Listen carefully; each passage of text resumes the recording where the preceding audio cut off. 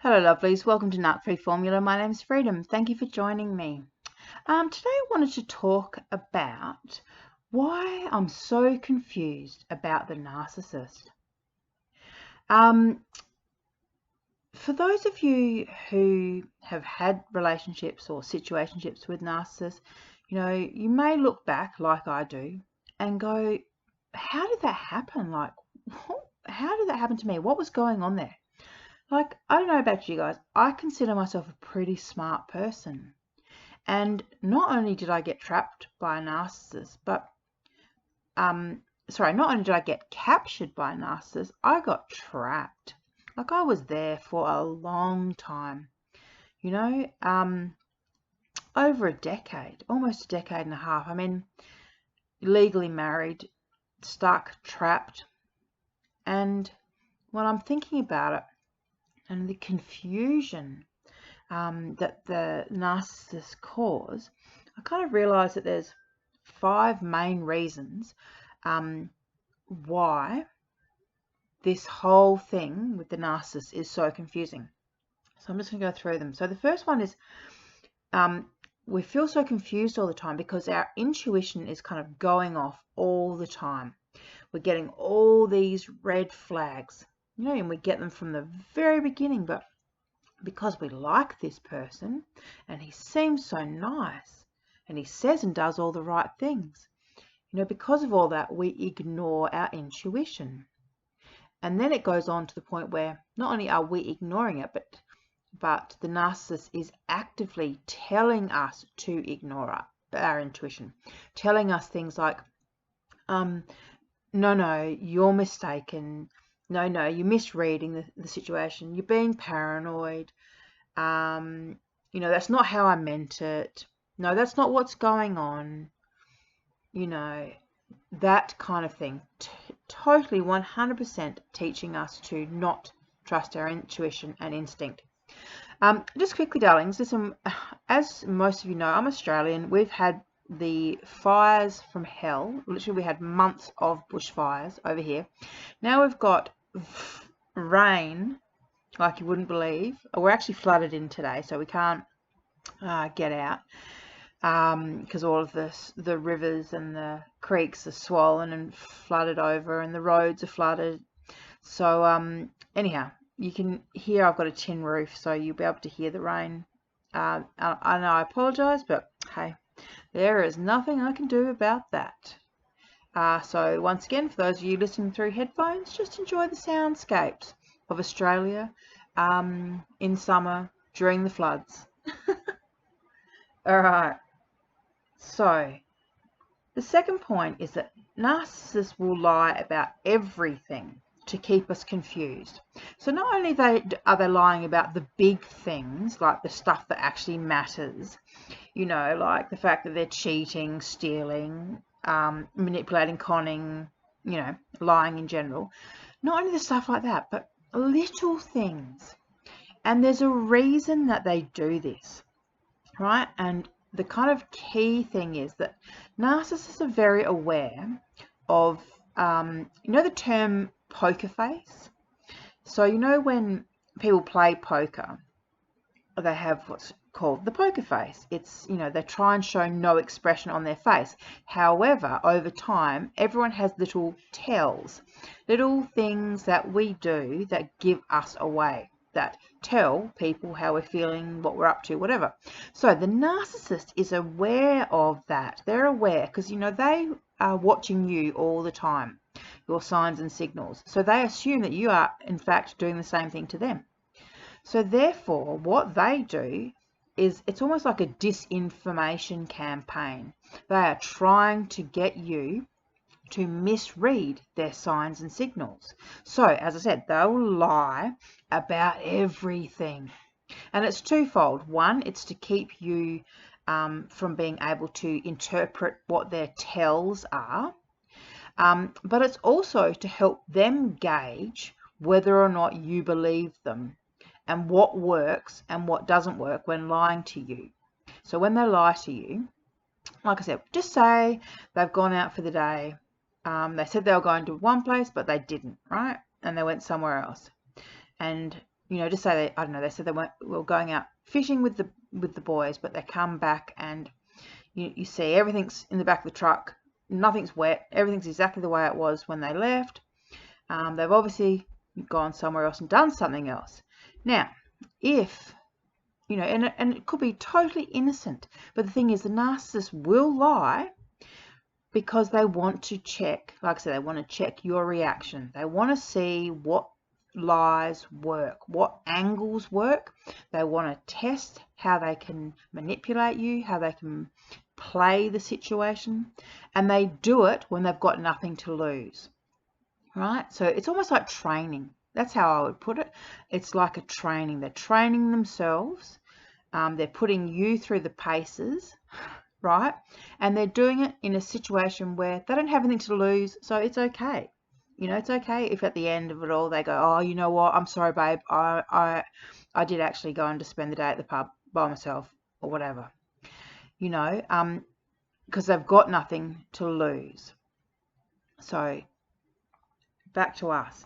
When we are with them, it's hard for us to actually find their tells. We know they're lying. We get this gut instinct and our intuition and the red flags, and it's all going off, and yet we can't actually figure out the tells because they're changing it up so much, you know, and they're doing it consciously. Like I said, they're like the slipperiest eels you're ever going to meet. All right, number 3, which brings you to my point of number 3. They are constantly changing. And what I mean by that is, you know, normal, healthy, people kind of, we go through life and we get goals, we have an idea of where we're going, what we're doing in life. With the narcissist, this stuff changes on a daily basis, dependent on who they have in their spheres of influence, who they have around them, fuel-wise and supply-wise, and what their best options are. And that can change at any given point in time. So because of this, the narcissist often, you know, they kind of, because of that combined with their future faking, you know, they'll often say and do things and then totally contradict themselves. And so, for example, you know, maybe you're planning to travel around Australia together, you know, and then he goes and applies and gets a new job that means that he has to move to the other side of the country, and all of a sudden your plans of traveling have just changed. So, you know, that kind of thing, they're not committed because they're not actually committed to any plan of action. They future fake, so they'll tell you what you want to hear and what you think they want. So they're going to say the same thing. So it could be having a baby together, it could be renovating a house, it could be moving interstate, it could be starting a business, it could be a lot of things. And, you know, normal, like I said, non-disordered folk will trek along, have short-term and long-term goals, trek along to the ultimate realization of the goal. But the narcissists, you know, they change their dreams and goals and ideas quite regularly. You know, they get bored of ideas. Like 1 minute traveling around Australia seems like a great idea, and they tell everyone all about it. They get all the fuel from people going, oh yeah, I've always wanted to travel around Australia. That's such a great thing that you're doing that, right? They've never even, like, they literally haven't even stepped 1 foot out of their own backyard. But they're now getting the fuel and the supply from all these people telling them how awesome they are for living their dreams and goals. And then 2 weeks later, they've totally forgotten about going around Australia. Now it's a new and different thing. So they're constantly changing. It's so confusing when you're a non-disordered folk, you know, for us non-disordered folk, to actually just get our heads around, like, what are they thinking, you know? It's almost like the children. Except even children aren't this bad. All right, lovely. This is number 4. So they're good at keeping their mask on no matter what. So even with all of that stuff going on, and it creates so much confusion, you know, they'll keep that mask on to you. They'll say, no, baby. You know, I'm all about you and me. You know, we are soulmates, we are forever, this is, you're my ride or die, till death do us part. They'll tell you all the things. Like I said, they keep the mask in place. Even when their behavior, so during the devaluation and the discard phases, even during those phases, they'll keep that mask in place. And it's so confusing because on one hand, they are devaluing you, they are disrespecting you, they might be, I don't know, buggering off for nights or days or weekends at a time, ghosting you, hanging out with other women, doing other things, disappearing, but then they come back and tell you, with the mask firmly in place, tell you exactly what you need to hear to keep you where they want you. And that's the reality, is the mask that they have created, it is for you. They have created this particular mask, and remember, they take this mask off and they put on other masks when they're not around you, right? But when they are with you, this particular mask, it is there for a purpose. It is there to keep you pumping out fuel for them for as long as they decide to use you, essentially, until the discard comes. But it's confusing when you're in the situation because their actions and their words are two very different and conflicting things. They're saying that they love you and yet they're, treating you with such disrespect. And you can feel the coldness. This is the other thing. What they're saying and the feelings that you're getting in your body, your intuition, your instinct. Like, you can feel that they don't really want you around, and yet they're saying that they do. So that in itself causes huge confusion, within us. And the fifth point of why we feel so confused about the narcissist is that nothing, and I mean nothing, is as it seems. So we have this really surreal sensation where we have, it's almost like, we feel like we're in someone's movie, or, like we're playing out this, we don't feel really comfortable in our relationships with the narcissist. We know there's something wrong. We can't put our finger on it. We have moments of clarity where we go, no, this is so toxic and so unhealthy, and I need to leave, I need to get away. And then the narcissist comes back and they tell us exactly what we need to hear, and they get us back where they want us. And it just causes so much cognitive dissonance because we're spending all of our time thinking, wondering what's real. Like, are what they are saying, is that real? Or is what I'm seeing in front of me real? For example, they say, like mine used to say that he respected women. And yet he would say that while actively disrespecting me. And that in itself was so confusing. Because obviously I'm a woman, so, so he's getting fuel from other women. Like, for example, here we go. So sitting around with other couples who are having problems, or there's been domestic violence, and he's sitting there bragging and talking about how, it's just not on, it's not okay. And all the women are going, oh, you're so right, it's not okay. And, and he's saying, you deserve better. And they're like, oh, yeah, I do deserve better. And then they're saying to me, oh, you've got such a good man. And, he knows, he knows. And then I'm having to live with domestic violence in my own home. Yet he's sitting there big noting himself and getting fuel and supply from, people who just don't know any better. Huge cognitive dissonance.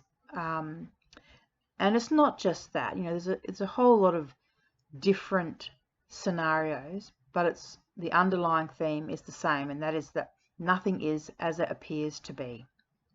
You never can quite figure out what they're up to, because you never know what their agenda is. And, healthy people don't want to hurt other people, but narcissists do. So it's hard, when you're trying to, for example, when you're having an argument or a discussion or a debate with them, they always will turn it into a fight. They don't see it as, you know, team us. They don't see it as, you know, togetherness. They see it as, we are fighting, I'm going to win, or one of us is going to win and it's going to be me. You know, that's how they view any time, you know, anytime you try and talk to them about a problem. So you can't just say to, you know, the narcissist, oh, we've got some problems that we need to sort through, because all they hear is, I'm going to leave you before you leave me, you know. So, and they will literally just start devaluing you during that conversation. They'll turn it into an argument. They'll use it to storm off. They'll use it as an excuse to go and talk to new supply, and they will say to the new supply that you're leaving them. They will, you know, they will lie essentially. They won't say, oh, we're having problems and we're, you know, trying to sort it out. They will say, she's leaving me. She doesn't appreciate me, you know. And the new supply will be sitting there thinking, oh, and he's such a good man too because he's never violent. And she obviously doesn't know what she's got. Oh, and even just talking about this stuff, it sounds confusing. I am so glad this is not my reality anymore. So if you, darlings, are like me and you've gotten away from the chaos that surrounds the narcissist, congratulations. Seriously, because it's not easy to get away from them. It really, really isn't. And for those of you who haven't yet gotten away, you know, keep making your plans. Do what you need to do to get yourself narc free and stay narc free, because I'm telling you, life without the narcissist is so much better. You know, I can't even begin to tell you about the difference in my home, in my family, in myself. There is peace in my home. My children are happy. I'm happy. And like I said, there's peace in my home. And I never had that with the narcissist. No matter what was going on, there was never, ever peace in my home. All right, darlings, thanks for listening. And yeah, get nut free, stay nut free.